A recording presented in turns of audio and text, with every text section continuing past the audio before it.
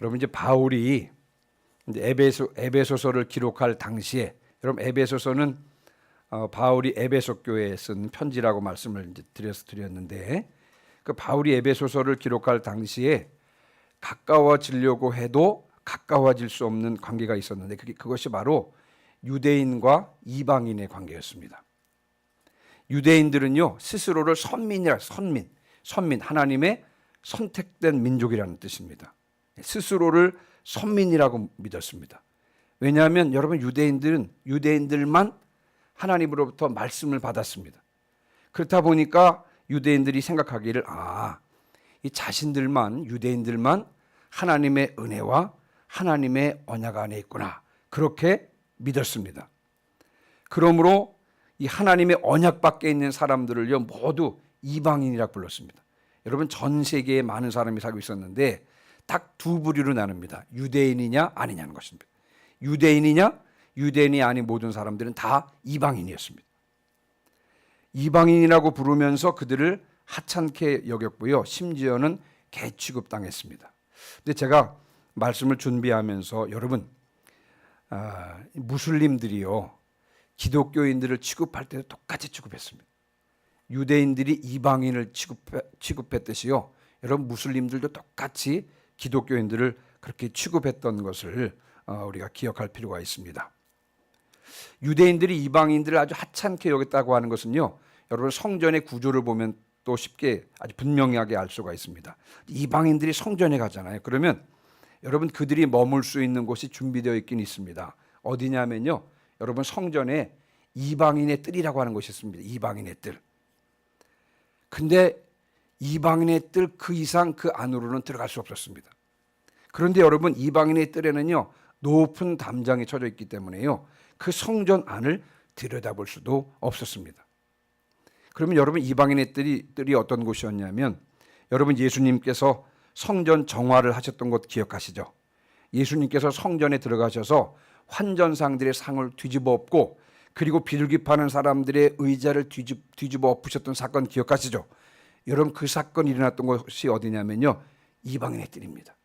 그러니 여러분 이방인들이요 그 뜰에서 무슨 예배를 드릴 수 있겠습니까? 그렇죠? 그래서 이렇듯이 유대인들에게 있어서 이방인들은 어떤 사람들이냐? 예배가 필요 없는 사람들입니다. 하나님의 은혜 밖에 있는 사람들이고요, 하나님의 언약과는 거리가 먼 사람들이 누구였다? 이방인들이었습니다. 그러니까 유대인들이 이방인들을 그렇게 취급을 했으니까 여러분 이방인 입장에서 보면 기분이 좋았겠어요? 기분이 나빴겠어요? 기분이 아주 나빴습니다. 그래서 여러분 유대인과 이방인의 관계, 이방인과 유대인의 관계는요 자연스럽게 원수처럼 될 수밖에 없었던 것입니다. 그래서 가까워질래야 가까워질 수 없는 관계, 좁혀질래야 좁혀질 수 없는 관계가 그 당시 유대인과 이방인 사이의 관계였던 것입니다. 그런데 오늘 본문에 보니까, 오늘 읽은 이 본문에 보니까 이 유대인과 이방인의 벽을 허무신 분이 계셨는데 그분이 누구시라고요? 바로 예수님이셨습니다. 자, 그럼 여러분 우리가 한번 14절 한번 보죠. 14절. 자, 14절부터 15절 같이 한번 읽습니다. 시작. 그는 우리의 화평이신질라 둘로 하나를 만드사 원수된 것 곧 중간에 막힌 담을 자기 육체로 오시고 법조문으로 된 계명의 율법을 폐하셨으니 이는 이 둘로 자기 안에서 한 새 사람을 지어 화평하게 하시고 16절 또 십자가로 이 둘을 한 몸으로 하나님과 화목하게 하려 하심이라. 아멘. 거기까지요. 일단 14절 보시면 그는 우리의 화평이신지라.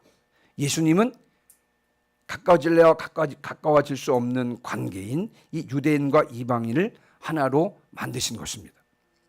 그 둘 사이에 있었던 이 적대 관계를 중지시킨 것입니다. 그럼 어떻게 둘 사이의 적대 관계를 중지시켰습니까?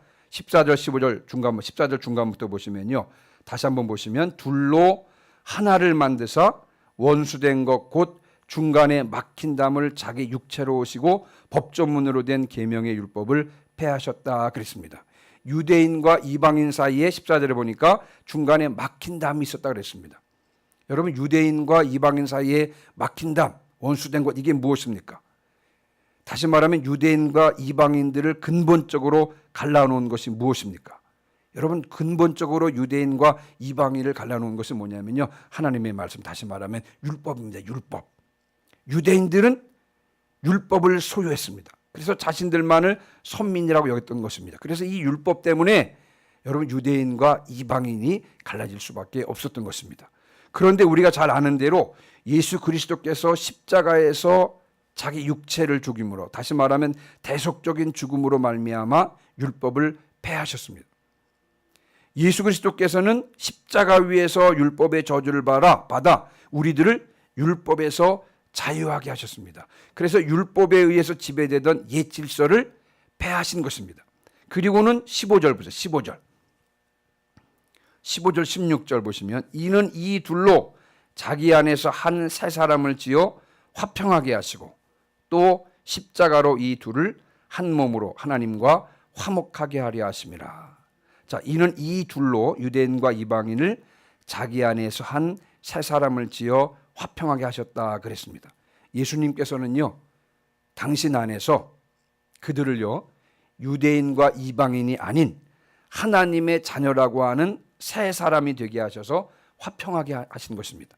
이제는 유대인과 이방인의 관계가 아니라 하나님의 자녀라고 하는 이 새 사람이 되게 하셔서 화평하게 하셨고요.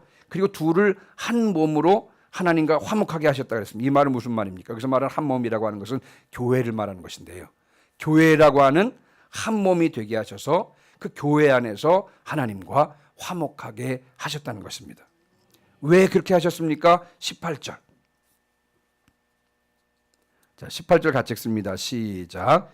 이는 그로 말미암아 우리 둘이 한 성령 안에서 아버지께 나아감을 얻게 하려 하심이라. 아멘.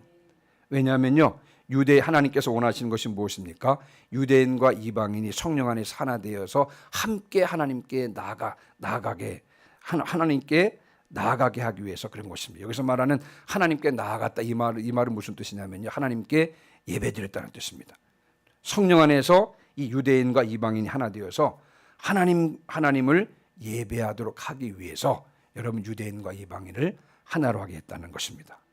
자, 그러면 여러분, 유대인과 이방인이 성령으로 하나가 되어 하나님 아버지께 예배드리는 장소가 어디였습니까? 바로 교회인 것입니다. 교회에서 하나님께서 유대인과 이방인을 새 사람 되게 하셔서 함께 하나님께 예배하게 하신 것입니다. 그러므로 여러분, 한 몸, 그 유대인과 이방인이 한 몸이 된 것이 어디냐면 바로 교회라고 하는 것입니다. 그래서 여러분, 교회가 아니었으면 실은 결코 이 유대인과 이방인들이 하나가 될 수 없는 그런 상황이었다는 것을 오늘 본문은 전제로 말씀하고 있습니다. 자, 이것을 이제 배경으로 우리가 오늘 이제 본격적으로 살펴봐야 될 본문이요, 19절부터 22절입니다. 19절부터 22절. 자, 19절부터 22절을 이 본문을 가지고 저는 오늘 여러분들에게 세 가지를 말씀드리려고 그랬는데요. 첫 번째는 뭐냐면요, 그러면 교회는 무엇으로 이루어졌느냐? 자, 두 번째, 교회의 터는 무엇이냐? 교회의 모퉁이 돌은 무엇이냐? 이거 두 번째. 세 번째는 뭐예요? 교회가 되기 위하여 성도들은 어떻게 되어가는 것인가? 라고 하는 이 교회에 관한 이 세 가지 질문에 대한 답변을 에베소서 2장 19절부터 22절까지의 말씀을 가지고 한번 여러분들과 함께 살펴보면서 은혜를 나누고자 합니다. 자, 19절부터 22절의 중심점은 어디에 있냐면요, 여러분 22절 보세요. 22절 중간에 보시면 하나님이 거하실 처소다, 이런 말이 나옵니다. 여러분 한번 따라해 보시기 바랍니다. 하나님이 거하실 처소. 다시요. 하나님이 거하실 처소. 하나님이 거하실 처소, 다른 말로 말하면 하나님의 집이죠. 자, 하나님의 집이 뭐예요? 교회가 아니겠습니까? 교회는 어떤 곳입니까? 하나님께서 거하시는 처소고, 그리고 하나님의 집인 것입니다. 자, 그럼 이 하나님의 거하실 처소, 교회에 관해서 이제 아까 말씀드린 이 세 가지 질문에 대한 답변을 한번 드려보도록 하겠습니다. 자, 그러면 교회는 무엇으로 이루어졌느냐? 자, 19절입니다. 자, 19절 같이 읽습니다. 시작. 그러므로 이제부터 너희는 외인도 아니요 나그네도 아니요 오직 성도들과 동일한 시민이요 하나님의 권속이라. 아멘. 자, 교회는 무엇으로 이루어졌느냐? 자, 우선 우리가 교회하면 이제 건물을 생각할 수가 있습니다. 건물, 그렇죠? 여러분 혹시 월계동을 지나가다 보시면 장속교회라고 하는 것을 보신 분들 계실지 모르겠어요. 장속교회. 장속교회가 어디야? 여러분 이제 월곡역 언덕을 넘어서 하계고를 가기 전에 고개를 넘기 전에 오른쪽에요. 장속교회라고 있는데 보면 교회 같지가 않고 옛날 성 같습니다. 성. 그래서 알아보니까 이 장속교회는요. 수원성을 본따서 만든 교회라는 것입니다. 그리고 살펴보면 정말 성처럼 지어졌습니다. 이 장속교회가. 그리고 충주에 있는 어느 교회는요. 노아의 방주 모양으로 교회를 지었습니다. 그래서 외관상도 방주 모양이고요. 그 교회 안에 들어가 보아도 마치 배 안에 있는 것 같은 그런 모양의 감리교회인데 그 노아의 방주 모양으로 지은 그런 교회가 있는 것을 볼 수가 있습니다. 자, 그런데 여러분 교회는 단지 건물만이 아닌 것입니다. 그 교회가 무엇인지에 대해서 교회에 대한 정의를 가장 잘 보여주는 성경 구절이 고린도전서 1장 2절 말씀입니다. 여러분 잘 아시는 말씀입니다. 한번 잘 들어보시기 바랍니다. 이 고린도전서 1장 2절 안에는 교회가 무엇인지가 아주 명확하게 정의되어 있는데 고린도전서 1장 2절 말씀입니다. 고린도에 있는 하나님의 교회. 자, 그러면서 이제 하나님의 교회에 대해서 설명합니다. 무엇이 교회냐? 곧 그리스도 예수 안에서 거룩하여지고 성도라 부르심을 받은 자들과 또 각처에서 우리 주 곧 그들과 우리 주 대신 예수 그리스도의 이름을 부르는 모든 자들에게라고 했습니다.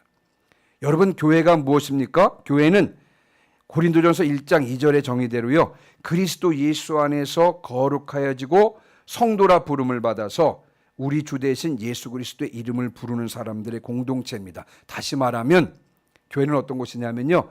예수 그리스도를 믿고 구원 얻은 자들의 공동체라고 하는 것입니다. 자, 교회는 사람들의 공동체예요. 예수 그리스도를 믿고 구원 얻은 이 사람들의 공동체가 교회라고 하는 정의를 고린도전서 1장 2절은 우리에게 분명히 말씀하고 있는 것입니다. 자, 그러면 교회는 무엇으로 이루어졌습니까? 19절 다시 보시면 맨 마지막에 19절 끝에 보시면 하나님의 권속이라는 말이 있습니다. 한번 여러분 따라해 보시기 바랍니다. 하나님의 권속. 다시 하나님의 권속. 다른 말로 말하면 하나님의 가족이라는 뜻입니다. 하나님의 가족이에요. 자, 그러니까 하나님의 집인 교회는 어떤 곳이냐면요. 하나님의 집인 이 교회는 무엇으로 이루어졌냐면요. 하나님의 가족으로 이루어진 것입니다. 그러니까 교회는 건물만이 아니라 사람들의 공동체인데요. 하나님을 가장으로 모시는 하나님의 가족들의 모임이 바로 교회인 것입니다.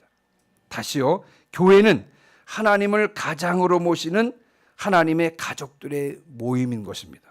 그래서 여러분 제가 이제 이 본문을 보면서 저희 집도 굉장히 대가족이었거든요. 제가 어렸을 때 기본적으로 한 12명 정도가 있었던 것 같아요. 12명 정도가. 밥 먹으려면요. 밥상을 2개, 3개 넣었던 것 같습니다.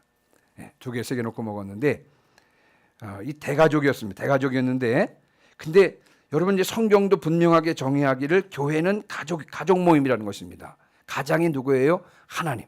하나님을 가장으로 모신 가족들의 모임이 교회라는 것입니다. 그러니까 여러분 교회 안에는 할아버지가 계시고 할머니가 계시고 여러분 교회 안에는 아버지가 계시고 어머니가 계신 것이고요. 여러분 교회 안에는 형제가 있고 자매가 있는 것입니다. 자, 그럼 여러분 할아버지가 계십니까? 여기는 누가 안 계신가? 할머니가 계십니까? 김점숙 권사님이 77이시래요. 그러니까 저에게 있어서는 할머니 같은 분이십니다. 왜냐하면 우리 가족이 교회를 가족이라고 하는 전제로 바라보면 할머니입니다. 할머니. 그렇죠?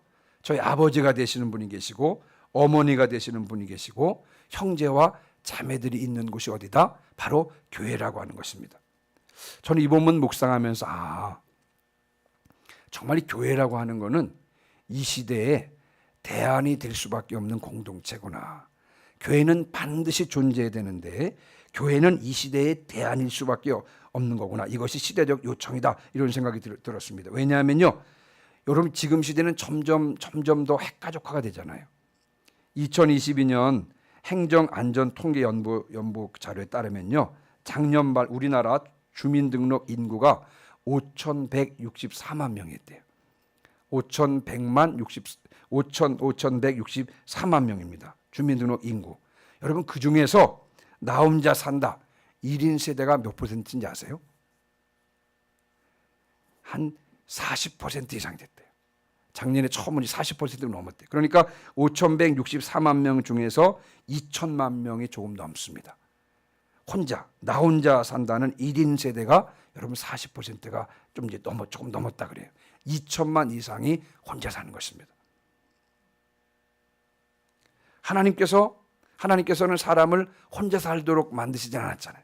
함께 살도록 만들었는데, 자 그렇기 때문에 여러분 이 사람들이 어디서 함께 살 수 있습니까?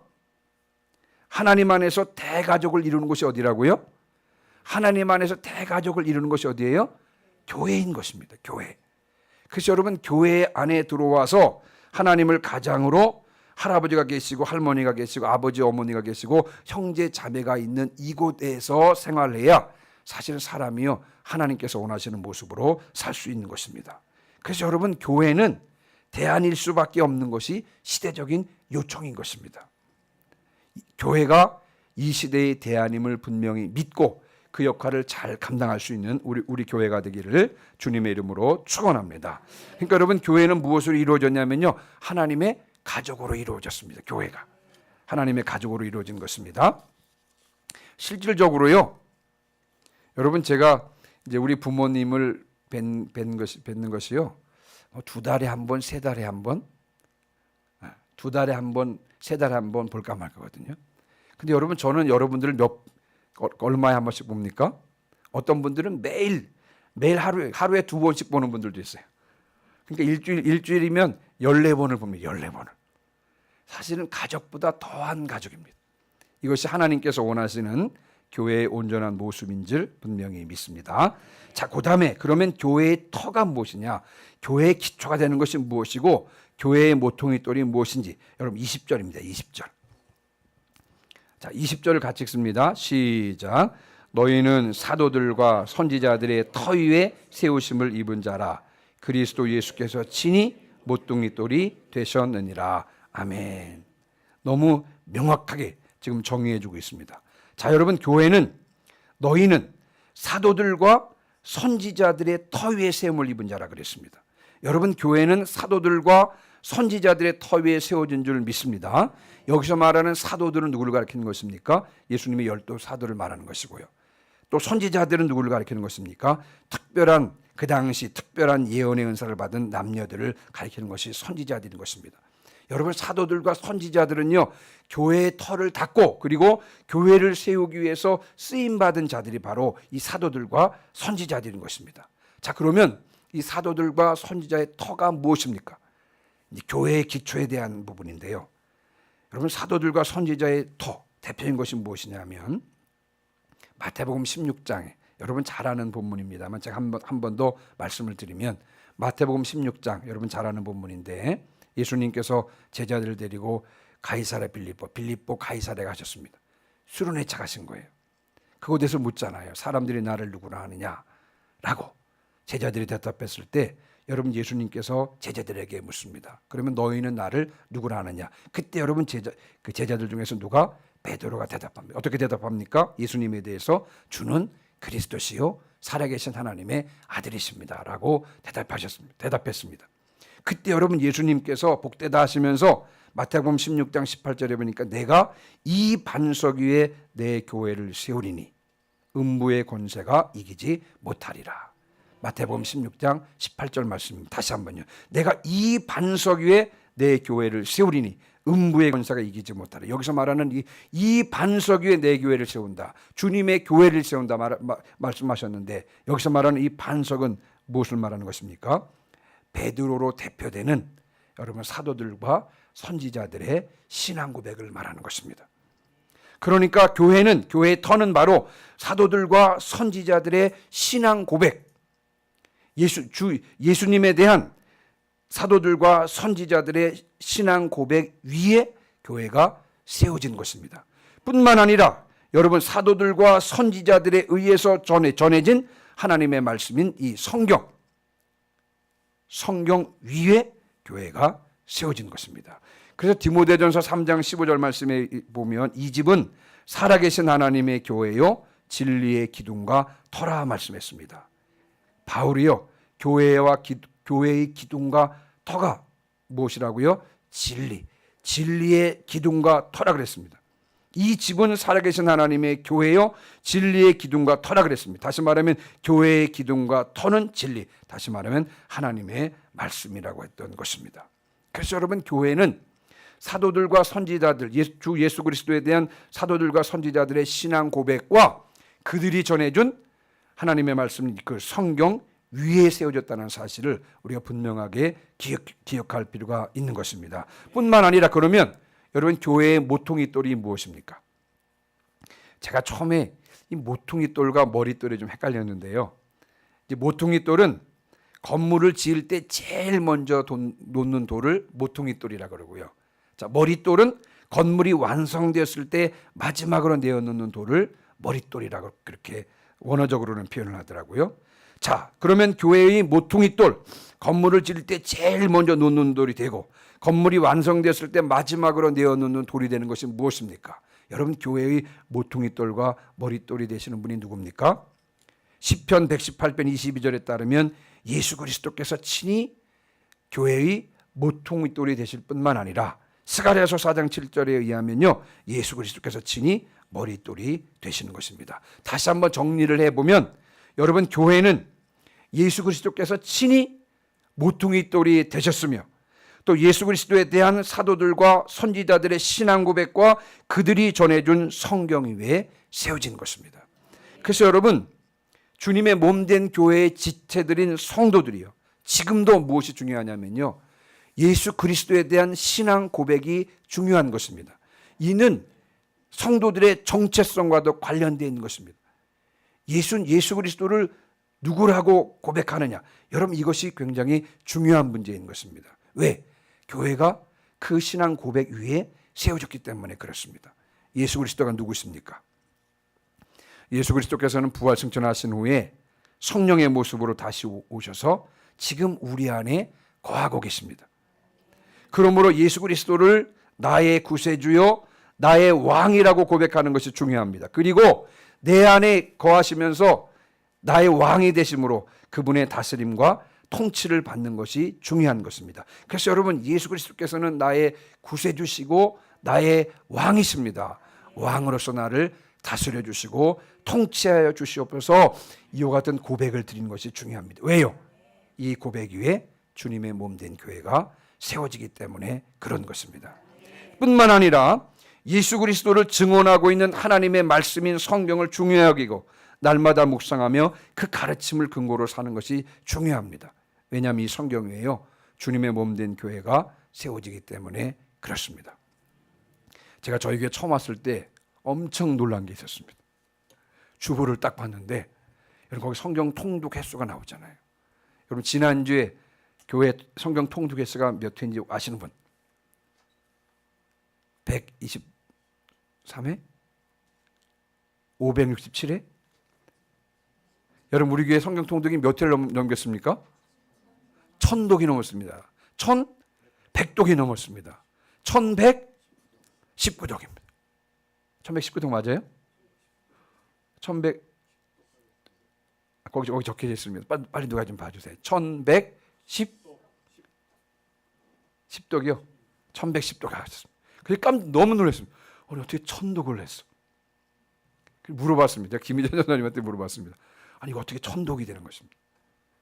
그래서 저는 생각하기를 전교인이 같이 딱 1독하고 전교인이 다 같이 2독하고 그래서 그렇게 해서 1000독하는 줄 알았어요. 교인들이 다. 그래서 장로님이 1000독하신 줄 알았어요. 와, 제가 그러니까 권사님, 장로님을 보니까 너무 기가 죽은 것입니다. 1000독한 분이랑 무슨 게임이 되겠습니까? 그리고 보니까 이제 목사님도 성경에 대한 하나님의 말씀에 대해서 강조를 많이 하시고 보니까 딱 정해진 그 시간부터 교인들이 전 교인들이 다 읽은 그 숫자를 합쳐서 1110독을 했다 그런 것입니다. 야, 참 제가 보니까 굉장히 어마어마한 그런 통독 횟수다 그런 생각이 듭니다. 앞으로 성경 통독을 더 많이 해야 될 줄 분명히 믿습니다. 여러분, 우리가 성경과 관련이 없으면요, 우리는 교회 위에 온전히, 터 위에 온전히 세워진 것이 아닙니다. 아까 말씀드린 대로 여러분, 교회는 사도들과 선지자들의 신앙 고백과 그들이 전해준 성경 위에 세워졌기 때문에 그렇습니다. 그래서 예수님을 바로 내 왕으로, 나의 구세주로 고백하지 않고, 또 그들이 전해준 성경을 귀하게 여기지 않고, 여러분, 우리는 성도라고 할 수가 없는 것입니다. 자, 마지막으로 한 가지 더 말씀을 드리면, 자, 그러면 교회가 되기 위해서 성도들은 어떻게 되어가느냐? 21절 22절입니다. 자, 21절 22절 같이 읽습니다. 시작. 그의 안에서 건물마다 서로 연결하여 주 안에서 성전이 되어가고, 너희도 성령 안에서 하나님이 거하실 처소가 되기 위하여 그리스도 예수 안에서 함께 지어져 가느니라. 아멘. 자, 이제 고린도전서 6장 19절이랑 고린도전서 3장 16절 말씀이 조금 혼동이 되는데요. 자, 고린도전서 6장 19절 말씀 제가 말씀드립니다. 너희 몸은 너희가 하나님께로부터 받은 바 너희 가운데 계신 성령의 전인 줄을 알지 못하느냐. 여러분, 고린도전서 6장 19절은 성도 한 사람 한 사람을 향한 말씀인 것입니다. 너희 몸은 거룩한 성령의 전이다라는 것입니다. 여러분, 고린도전서 6장 19절은 성도 한 사람 한 사람을 가리켜서 하는 말씀인 것입니다. 성도 한 사람 한 사람이 성령이 거하는 성령의 전이라고 하는 것입니다. 성도 한 사람이 성전이에요. 성도 한 사람 안에 여러분 성령이 거하시는 것입니다. 여러분, 성령은 우리 지금 여기 우리 전체 안에도 거하시지만, 그러나 성도 한 사람 한 사람 안에 성령이 거하는 것입니다. 다시 말하면 여러분 한 사람이 교회인 것입니다. 이 사실을 믿으시면 아멘 하시기 바랍니다. 예, 성도 한 사람이 교회예요. 네, 제가 교회고요. 장로님 한 분이 교회시고, 권사님 한 분이 교회시고, 집사님 한 분이 교회시고, 예수님을 영접한 성도님 한 분이 교회인 것입니다. 한 사람 한 사람이 교회예요. 자, 그리고 고린도전서 3장 16절 우리가 잘 아는 말씀이죠. 너희는 너희가 하나님의 성전인 것과 하나님의 성령이 너희 안에 계시는 것을 알지 못하느냐. 여기서 말하는 너희는 문맥상 교회 공동체를 말합니다. 성도들 한 사람 한 사람이 모인 공동체가 교회잖아요. 성도들 한 사람 한 사람이 모인 이 공동체 위에도 성령이 임한다는 것입니다. 여러분, 나는 하나의 작은 교회예요. 여러분들도 하나의 작은 교회인 것입니다. 나와 너의 이 작은 교회가 연결돼서 큰 교회를 이루어가는 것입니다. 여러분, 이집트에 가면 피라미드 있잖아요.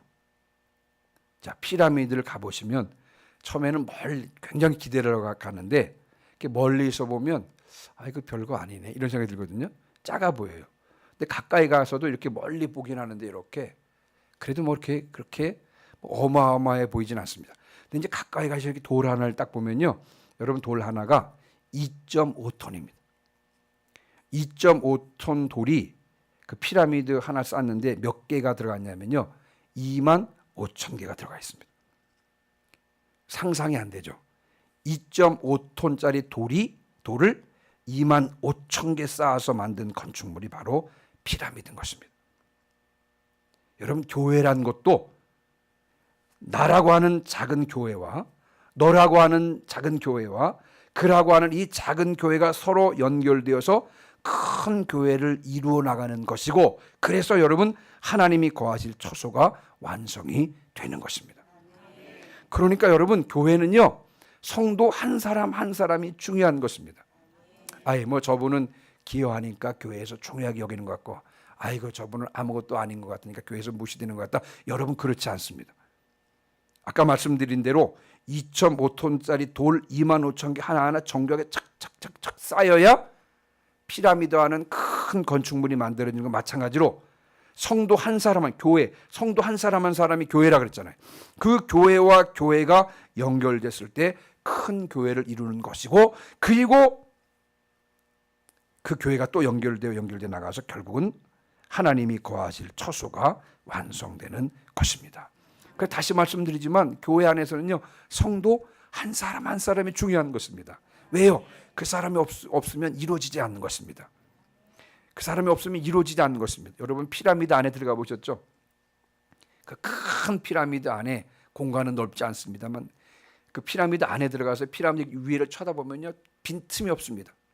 그 2.5톤짜리 그 돌이요 빈틈 그 면도날 하나 들어갈 수 없을 정도로 딱 밀착돼가지고 착착착착착 쌓여져가지고 올라가는 것이 피라미드입니다. 이런 마찬가지입니다. 교회도 나라고 하는 교회와 너라고 하는 교회가 착 밀착돼가지고 착착착 쌓여져 연결되어서 큰 교회를 이루는 것이고, 다시 말씀드리지만 하나님이 거하실 처소가 완성되어 가는 것입니다.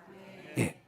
그래서 성도 한 사람, 교회인 성도 한 사람이 중요한 것이고, 또 성도와 성도 한 사람과의 관계가 중요한 것이고, 이 성도와 성도와의 관계, 교회와 작은 교회와의 관계를 통해서 교회가 확정되어 가는 것이고, 이렇게 해야 하나님의 거하실 처소가 완성되는 것입니다.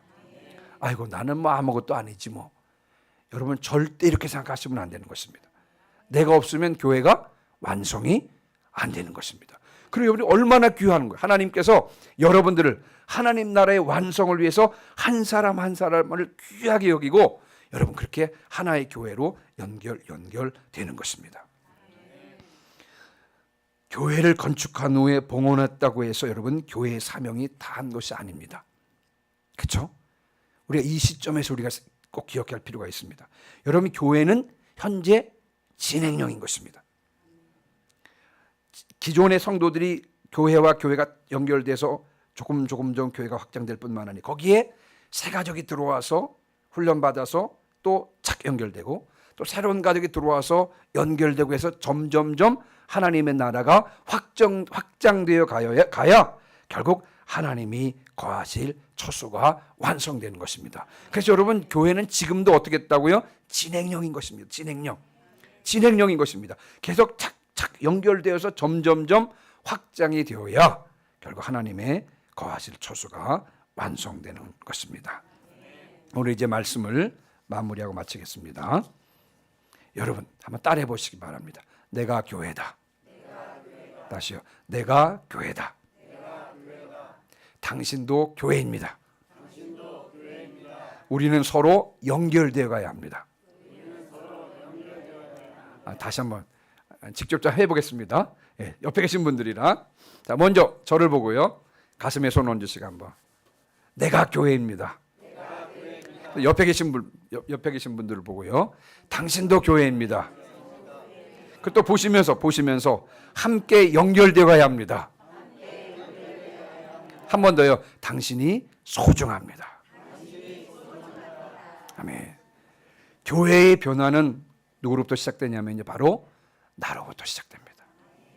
내가 성령의 전, 교회로서 성령의 다스림과 통치를 잘 따라야 합니다. 그렇게 해서 나로부터 변화의 시발점이 될 줄 믿습니다. 또 다른 성도들과 연결되고 또 다른 새가족들과 연결되어 교회를 확장해 나가는데 내가 쓰임받아야 될 줄 믿습니다. 우리 시간에 이제 우리 찬송을 부르고 기도할 텐데요. 네. 나로부터 변화가 시작되게 하시옵소서. 내가 하나님의 전인 것을 분명히 알고 성령의 다스림과 통치를 잘 따르게 하실 뿐만 아니라 다른 교회인 다른 성도들과 잘 연결되고 다른 새가족과도 잘 연결되어 교회를 확장해 가는데 쓰임받게 하여 주시옵소서. 저를 사용하여 주시옵소서. 이런 기도를 하겠습니다. 우리 208장 다시 한번 찬송하시고요. 208장 찬송하시고 우리가